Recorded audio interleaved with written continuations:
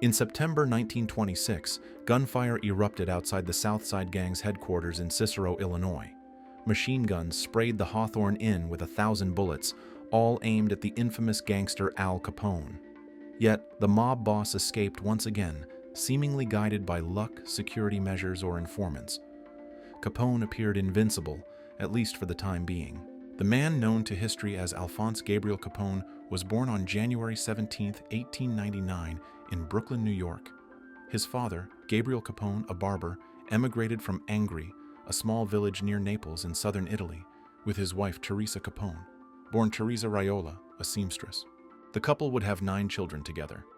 Gabriel and Teresa arrived in Brooklyn in 1893 after first emigrating to the port of Rijeka in Austria-Hungary, modern-day Croatia. They initially resided at 95 Navy Street in downtown Brooklyn's Navy Yard area before moving to Park Slope. When Alphonse was 11, he had 8 siblings: Vincenzo, who became a Prohibition agent and changed his name to Richard Hart; Raphael James, known as Bottles, who would control his brother's liquor empire; Salvatore, known as Frank, who also worked for Al; Amina, who died at the age of 1; Ermino, known as John; Albert Matthew; and Mafalda, a surviving sister. Alphonse showed early promise in school, bringing home excellent grades, but he struggled with the strict rules of his Catholic upbringing. He was expelled at 14 for striking a female teacher, ending his formal schooling and beginning his education in the criminal world.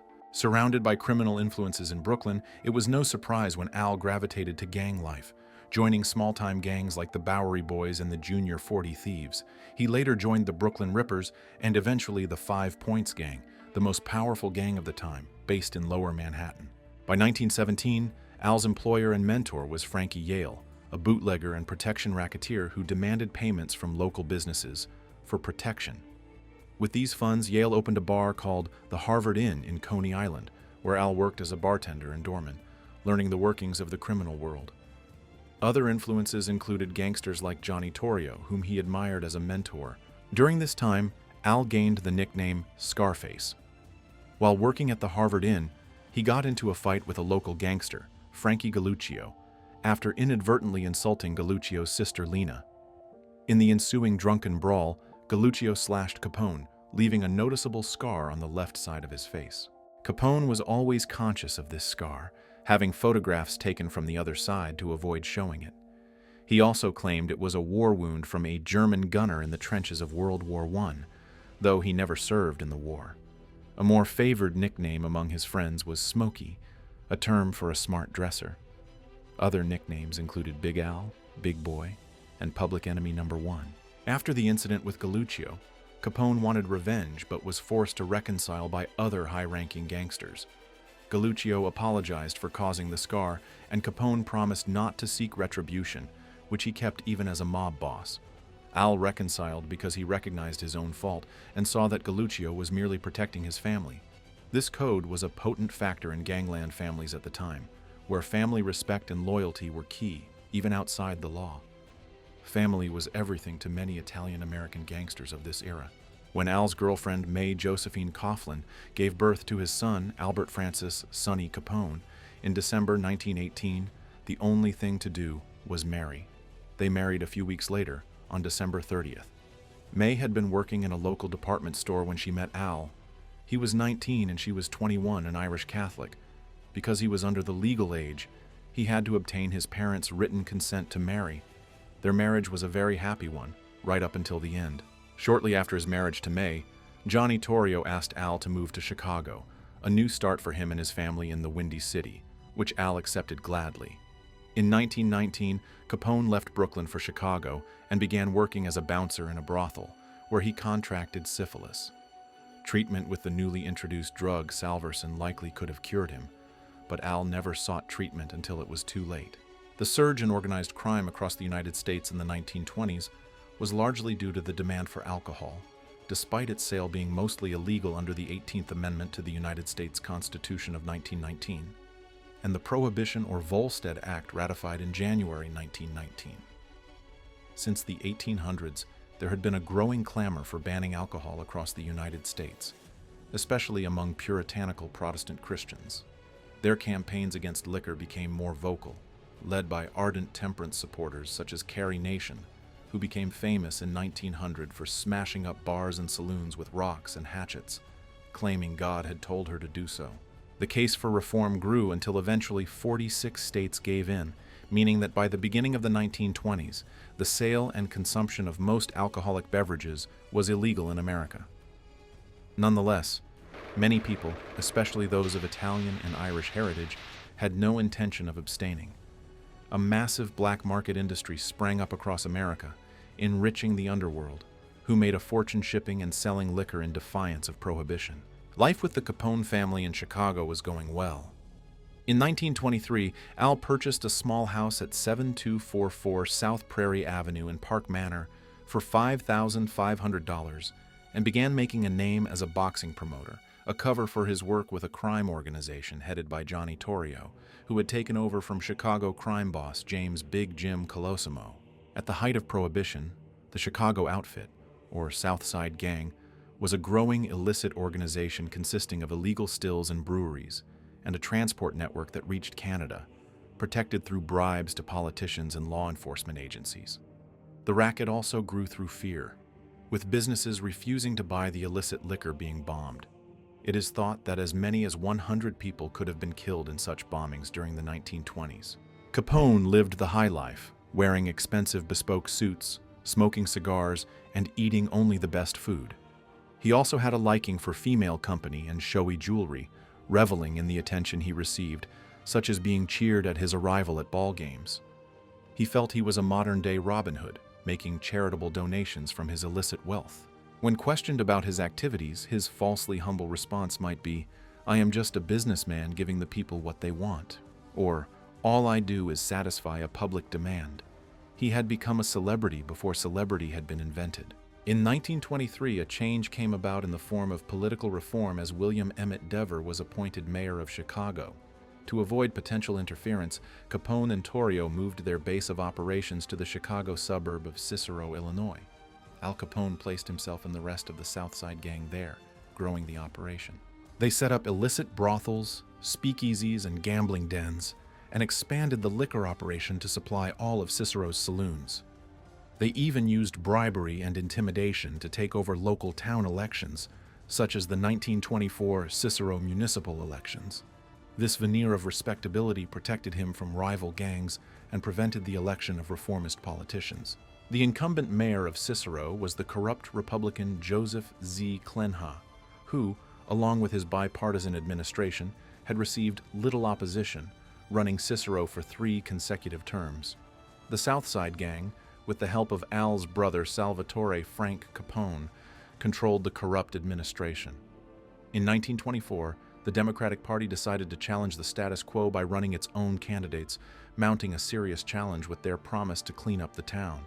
April 1st, 1924, was set for the election, but Clenha decided he needed help to secure a win, offering the Chicago outfit immunity from prosecution in Cicero.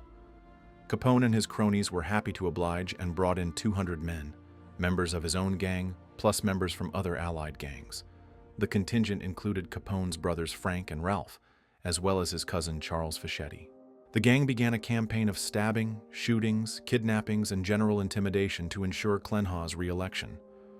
They started on March 31st, the eve of the election, with the Democratic nominee for town clerk, William K. Palmer, who had his face beaten and his offices ransacked, while his wife was thrown against a wall. On April 1st, Election Day, voters faced submachine guns and sawed-off shotguns at the polling booths to ensure their votes were cast for Clenha. Voters were allowed to vote multiple times if their votes were for him, but those who resisted were prevented from voting or beaten. Cars roamed the streets filled with gunmen. Democrat Rudolph Hurt, who was standing for mayor, had his campaign headquarters sprayed with gunfire. The challenger for city clerk was pistol whipped in front of his family and supporters. In the campaign headquarters of another opponent, Frank Capone beat up campaign officials and ransacked the office. The chaos continued, with polling stations being raided and ballots snatched from voters' hands. Other voters were shot, stabbed, or beaten by sluggers in the street. One campaign official, Joseph Price, was tied up and gagged before being battered by gangsters. Another Democratic official, Stanley Stankovich, was taken to a Chicago basement blindfolded and kept there until after the polls closed to prevent him from voting. Up to 20 others were chained to posts and pipes in the basement of a plumbing store to prevent them from voting. A police officer was beaten after being disarmed of his gun. One Democrat campaigner, Michael Gavin, was shot in both legs and kept with 8 other campaign workers in the basement of a mob-owned Chicago hotel to prevent them from voting. When a call for help from the campaigners finally reached Cook County Judge Edmund Jarecki that afternoon, he sent 70 Chicago police officers, made up of 5 squads of detectives and 9 squads of police and vehicles, to help subdue the chaos in Cicero. A squad car carrying both uniformed police and detectives spotted Al, his brother Frank Capone, and henchmen Dave Hedlund and Charles Fischetti. The police jumped out with drawn weapons, and a gun battle ensued in which Frank Capone was shot and killed, and Hedlund was wounded. Al Capone escaped, as did Fischetti, who later surrendered himself. Capone gave his brother a lavish and opulent funeral. The flowers, provided by bootlegger and florist Dean O'Banion, cost $20,000 alone, and the mourners wailed for the loss of one so young. Observing from a distance were the police officers who had shot and killed Frank Capone, possibly to elicit a reaction from the mob boss, but it didn't come, at least not at the funeral. An occupational hazard for Capone as boss of the mob in Cicero was the many attempts on his own life from other gang members, as well as the threat of arrest. His bribery and corruption of local politicians safeguarded him to an extent, but he was still vulnerable. Al was very security conscious. In the early 20s, Capone's driver was found tortured and murdered, and he narrowly escaped an attempt on his life in the Chicago Loop, the business district of downtown Chicago. Capone's friend Johnny Torrio had taken over from Colosimo after he was killed on May 11, 1920, a murder that many believed Capone was involved with. In his new role, Capone used his New York noose to good use by negotiating in gang war disagreements and creating treaties between the various groups, becoming known as an arbitrator. Furthermore, deals were made so that Torrio's Italian organized crime group would remain the biggest in the city. One of the most prominent deals that Capone brokered was over the control of territory between the infamous North Side Gang and the Jenna brothers. The Jenna brothers were allied with Torrio, as was Dean O'Banion, head of the North Side Gang, a group of mixed ethnicity criminals. The brothers had begun selling cheap booze to O'Banion's customers, and Torrio seemed to ignore what was going on, or he sanctioned or arranged for the murder of O'Banion at his flower shop, the legal front to his illicit operations, on November 10, 1924. He was shot whilst flipping chrysanthemums by Brooklyn crime boss Frankie Yale and Jenna gunmen Albert Anselmi and John Scalise. O'Banion had been known for his bizarre behavior, a childlike wide grin and blank laughing. He had gunned down a man in front of crowds for no good reason and killed a man he met at Al's club, the Four Deuces, bringing unwanted attention to the gangsters. When he tricked Torrio into being present at his brewery when he knew a raid was about to occur, which ended in Torrio's arrest, O'Banion's boasting sealed his fate. This resulted in a change of the hierarchy of the North Side Gang. It was now headed by Earl Jaime Weiss, with the help of his second-in-command, Vincent Drucci, and Bugs Moran. Because O'Banion had been a good friend of Weiss, the Northsiders had only one thing on their mind: revenge.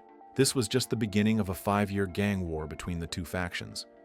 In January 1925, Capone was ambushed, leaving him unharmed but shaken up. Only 12 days later, Torrio was shot when returning from a shopping trip, an experience that deeply affected him. He decided to resign and hand over control of the Chicago outfit to Capone at the age of only 26. There was a further attack from the North Side Gang on September 20th, 1926, when they attempted to draw Capone to the window of his Hawthorne Inn headquarters. Several gunmen opened fire on the first floor of the restaurant with Thompson submachine guns, firing over 1,000 shots. Capone was unharmed and called for a truce, followed by negotiations that achieved nothing. Only 3 weeks after this, Weiss was killed by the South Side Gang outside the flower shop that had been owned by Dean O'Banion, which now acted as the North Side headquarters. In January 1927, the owner of Hawthorne's restaurant, a good friend of Capone's, was killed in retaliation by Bugs Moran and Drew Key after being kidnapped by them. The continuation of the turf wars prompted further security measures. Capone began spending more time away from Chicago, and it was not unusual for the whole Capone entourage to turn up at a Chicago train station and hire a complete Pullman sleeper car to take them on various breaks to places such as Little Rock, Hot Springs, Kansas City, Omaha, or Cleveland for a week in a luxurious hotel booked under false names. As a more permanent retreat, Capone purchased a 14-room mansion in 1928. It is said that Capone paid $40,000 to August Bush, a beer magnate from Missouri, for this retreat at 93 Palm Avenue on Palm Island in Biscayne Bay, Miami, Florida. But the house would not be registered in his name, nor would any other property. He didn't even have a bank account, but instead used Western Union for cash deliveries. Nonetheless, he was a prolific contributor to charity and even helped set up a soup kitchen in Chicago during the Depression, all moves intended to bolster his popularity. During his life, Capone used political alliances to his advantage. For example, he supported William Hale Thompson with a donation of $250,000 when the Republican candidate for the 1927 mayoral election for Chicago hinted that he would allow illegal drinking saloons to reopen, a major opportunity for Capone's illegal bootlegging business to thrive. Thompson beat his reformist rival, William Emmett Dever, and became mayor of Chicago in 1927, continuing to receive Capone's support, which allowed their mutually profitable relationship to continue until 1929, an event later known as the Saint. Valentine's Day Massacre was to crack Capone's thin veneer of legitimacy and endanger the informal immunity from police prosecution he enjoyed through his alliance with Thompson. Bugs Moran was a thorn in Capone's side and a hated enemy. Now the leader of the North Side Gang following the death of Jaime Weiss, there was no love lost between them, as well as being competition for each other's bootlegging operations. Moran disliked Capone's involvement in prostitution rackets, which went against his Catholic principles. The tit-for-tat killings and violence came to a head on the morning of Thursday, February 14, 1929, St. Valentine's Day. Valentine's Day. Capone had hatched a plan against Moran by renting an apartment across the road from Moran's headquarters and watching his men's movements. Capone arranged for a phone call on February 13th, telling Bugs there was to be a delivery of whiskey from Detroit the following day, at a bargain price. He agreed and asked for the delivery at 10:30 the next morning at the SMC Cartage Company on North Clark Street, where his bootleg operation vehicles were kept. When the truck arrived, Capone had arranged for a fake police raid to take place by 2 gunmen dressed in plain clothes and 2 dressed as Chicago police officers. They lined up 7 of Bugs Moran's men against a wall, supposedly to search them. When a signal was given, the men were mowed down in cold blood by the accomplices with machine guns and shotguns. Bugs himself escaped the attack, having slept in that morning, despite having been the main target of the hit. The fallout of the hit for Capone, especially when the photographs of the slain victims were published, was a decline in his image and standing with the public. It also earned him the new nickname Public Enemy No. 1 and led to questions about the appropriateness of his close ties with Thompson, the mayor of Chicago. The emergency services did not arrive promptly because neighbors thought the police were already in attendance due to the presence of 2 men dressed as police officers. Once they did arrive, 6 of the men were already dead. The one surviving man, Frank Gusenberg, was taken to the hospital, refusing to identify his killers in order to keep the gangster's code. But he later died. Bugs Moran's reaction to the carnage was to break the gangster's code himself and inform the police that it was Capone who arranged the attack. This resulted in a summons to court for Capone to answer charges, but he denied all responsibility and claimed he was sick and could not attend court. This happened twice, and eventually the charges were dropped. It seems his tactics had worked. Al Capone was known as someone who let others do his dirty work for him, but one story persists that suggests this wasn't always true. The story starts with a dinner and a night of drinking for several of Capone's men, including Scalise, Anselmi, and Guinta, 3 men whom Capone believed had been conspiring against him with another gangster. The story goes that Capone himself beat the men about the head with a baseball bat before ordering his men to shoot them. Some historians have questioned the veracity of this story, although it was reported in the newspapers at the time, and one associate of Capone's claimed to have witnessed both the planning of the attack and the incident itself. During 1929, attempts to bring Public Enemy No. 1 to justice intensified. On March 27, 1929, FBI agents arrested Capone as he left a courtroom after testifying to a grand jury investigating Prohibition law violations. The charge they brought was the feigning of illness, which he'd used to avoid earlier prosecution. On May 16, 1929, Capone was arrested again in Philadelphia on a charge of carrying a concealed weapon. This time, he was sent to trial, found guilty, and sentenced to 1 year in prison. On August 8, 1929, Capone was sent to Eastern State Penitentiary in Philadelphia and released in March 1930. In April 1930, Capone was arrested on vagrancy charges while visiting Miami Beach, as the governor had ordered that he be expelled from the state. During his arrest, Capone claimed that the police had threatened his family with arrest and refused him food and water. He was further charged with perjury for making these claims, but after a 3-day trial in July, he was found not guilty. In September, a court judge issued a warrant for Capone's arrest on vagrancy charges once again, and the judge then stood against Thompson in the Republican primary election, making good use of the publicity to foster votes. In February 1931, Capone faced another trial, this time on the charge of contempt of court due to his illness claims. Judge James Herbert Wilkinson questioned the testimony of Capone's doctor, aiding the prosecutor, and Capone was sentenced to 6 months in prison but remained free pending his appeal. The law was trying every way to bring Capone to justice when Assistant Attorney General Mabel Walker Willebrandt realized there may be another way. She saw that the mobsters' luxurious lifestyles must be backed up by a substantial income, yet they never filed income tax returns. Mabel came up with the idea of prosecuting the gangsters for tax evasion so they could be convicted without difficult-to-acquire testimony about their other illegal deeds and violent crimes. She tried this approach in the case of United States versus Manly Sullivan, an illegal bootlegger, and Justice Oliver Wendell Holmes Jr. found that illegally earned income should be subject to income tax, and that the Fifth Amendment plea to protect criminals from reporting illegal income was invalid. After this, the Internal Revenue Service, IRS, chose Frank J. Wilson to investigate Capone's tax matters.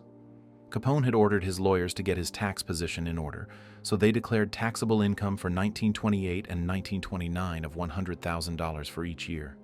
As he hadn't paid tax on that amount, the declaration was effectively an admission of guilt. On March 13, 1931, Capone was charged with income tax evasion for the year 1924, and on June 5th, Capone was indicted by a federal grand jury to stand trial on 22 counts of income tax evasion from 1925 to 1929. He was released on bail of $50,000. A week later, Elliot Ness and his team became involved in the court process, and their evidence led to Capone's indictment on 5,000 violations of the Volstead Act, which detailed the Prohibition laws. Indeed, Elliot Ness is one of the names inextricably linked to Al Capone. He was an American Prohibition agent in Chicago, leader of a team of reliable law enforcement agents known as the Untouchables. With a reputation as an incorruptible and zealous upholder of the law, he seemed immune to the bribes and intimidation that the Chicago outfit attempted to buy him with. He was the exact opposite of Al Capone. Ness was a member of the U.S. Treasury Department, which he joined in 1926, working within the Bureau of Prohibition in Chicago. Ness was part of the team whose job it was to take down Al Capone by investigating his illegal bootlegging activities and gathering evidence of conspiracy to violate the National Prohibition Act. Ness instigated raids on Capone's illegal stills and breweries, destroying his supply chain and leading to an estimated loss of $9 million in income for Capone. Getting much of their information through wiretaps on phone lines, Ness's operation caused major financial disruption to Capone's operation and collected evidence for the 5,000 violations of the Volstead Act that he would be tried on. On June 16, 1931, Capone stood before Judge James Herbert Wilkinson, the same judge who had convicted Capone's brother Ralph for tax evasion in 1930 and imprisoned him for 3 years. This time, Al Capone pled guilty to income tax evasion and also to the 5,000 violations of the Volstead Act as part of a plea bargain deal in which he agreed to plead guilty. He expected a sentence of 2.5 years. However, when it came time for sentencing on July 30, 1931, Judge Wilkinson refused to honor the plea bargain. Capone's counsel retracted the guilty pleas, arguing that a lawyer could not confess for his client and that the lawyers had admitted the income, not Capone himself. Judge Wilkinson overruled the objection, stating that any statement made to a government official was done at the person's own risk. He ruled that the letter to federal authorities admitting income could be admitted into evidence. Wilkinson subsequently tried Capone on the income tax evasion charges alone, deeming them to take precedence over the Volstead Act prohibition-based charges. The lawyers acting for Capone had only hours to prepare for the trial, as they had been relying on the judge accepting the plea bargain deal. They came up with the defense that all his income had been lost because of his gambling habit. The defense was weak, to say the least, as gambling losses were only admissible as a deduction from gambling winnings, and Capone's expenses showed that money must have been available to pay for them, to an extent that was far greater than what they claimed. The extent of Capone's spending was outlined in court in great detail. The charge was that $215,000 in taxes had been evaded on a gross income of $1,038,654 over a 5-year period. On October 31, 1931, Al Capone was convicted on 3 counts of income tax evasion. A week later, he received his sentence, which was to be 11 years in federal prison and a fine of $50,000 plus $7,692 in costs. He would also be liable for the $215,000 in back taxes plus interest. The sentence for contempt of court would be served concurrently. Capone responded by hiring a team of tax expert lawyers from Washington, and they filed a writ of habeas corpus, which meant that the detainee had to be brought to court to investigate if the detention was lawful. The grounds they used for their argument were a Supreme Court ruling which had pronounced that tax evasion was not fraud, which would mean that the time limit for the prosecution of tax evasion might have expired on some of the tax years he was convicted for. However, the judge decided that the time Capone had spent in Miami should be deducted from the age of the offenses, making the argument invalid and thus denying the appeal for both the conviction and the sentence. Following the failed appeal, Capone was sent to Atlanta U.S. Penitentiary on May 3, 1932, at the age of 33. Elliot Ness was among the federal agents who accompanied Capone from the Cook County Jail to the penitentiary. This was the only time that the two men were known to have actually met in person.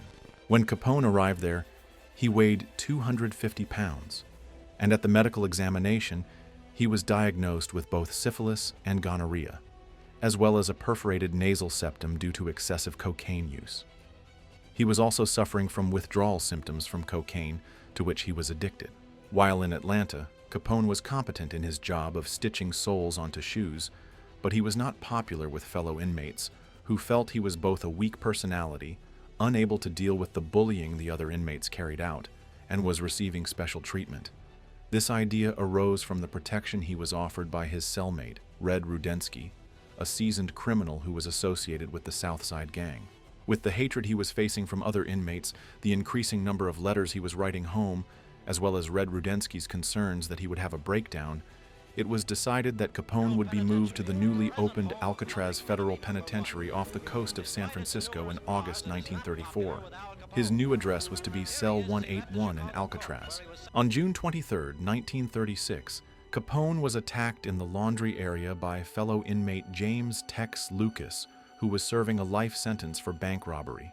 Lucas stabbed Capone in the back with a pair of scissors stolen from the prison barber, but Capone was only superficially wounded and was able to throw Lucas against a wall in retaliation. After the attack, Lucas was sent into solitary confinement as a punishment. During his time at Alcatraz, Capone's syphilis worsened, affecting his mental faculties. In February 1938, he was formally diagnosed with syphilis of the brain. He spent the final year of his Alcatraz sentence in the prison hospital ward, where he was both disoriented and confused. When he was released from Alcatraz on January 6, 1939, he was immediately transferred to the Federal Correctional Institution on Terminal Island in California to fulfill his sentence for contempt of court. He was given parole on November 16, 1939, when his wife May appealed to the court on the grounds of his reduced mental capacity. The effect of Capone's imprisonment was portrayed as reducing the operation of organized crime carried out by the Southside mob, but in reality, it only called for a temporary change of leader, who was found in Frank Nitti, at least when he was released from prison in March 1932, having served a sentence for tax evasion himself. In reality, the Chicago outfit continued their crime business at a more discreet level than when Capone had been in charge.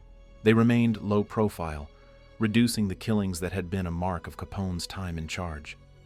This low profile continued once Prohibition was abolished, as the gangsters who replaced Capone were wary of going the same way he had.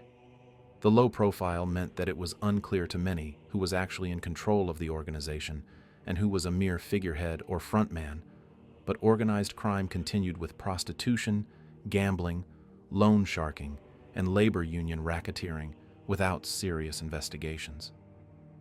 In the late 1950s, FBI agents discovered an outfit run by Capone's former men operating in the Chicago underworld. On November 16, 1939, Capone was released from prison due to the state of his health and was referred to Johns Hopkins Hospital in Baltimore. However, they refused to take him thanks to his reputation, so he was instead admitted to Union Memorial Hospital for treatment of paresis, which was caused by late-stage syphilis. As a mark of his thanks, Capone donated Japanese weeping cherry trees to the hospital. Capone left the Baltimore hospital on March 20, 1940, to return home to Palm Island and was lucky enough to be one of the first patients treated in America with the recently released drug penicillin. Although it was too late to cure his condition and reverse the damage to his brain, it did help to slow down the progression of the disease. During his final years, in 1946, Capone was examined by a Baltimore psychiatrist, as well as his own physician, who concluded that he had a mental age of a 12-year-old. On January 21, 1947, Capone suffered a stroke from which he initially started to recover before contracting bronchopneumonia.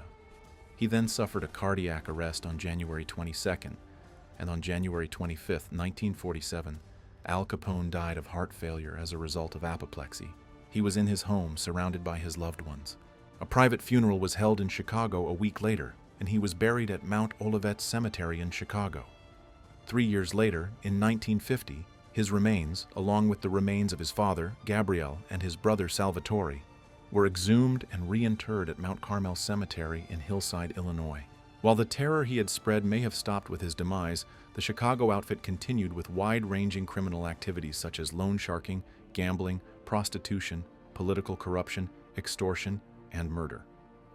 While they didn't have the monopoly on organized crime in Chicago, it was the most violent and powerful criminal mob in the Midwest, and its reach was as far as Florida and California. Even after his death, Al Capone's legend would live on. His image and characterization used to exemplify the American gangster to later generations. He became an iconic figure, and his image endures in films and publications to this day. What do you think of Al Capone? Was he a modern-day Robin Hood giving the people a taste of what they wanted, or was he a tax dodger, cold-blooded killer, and gangster extraordinaire whose taste for the high life eventually killed him? Please let us know in the comment section, and in the meantime, thank you very much for watching.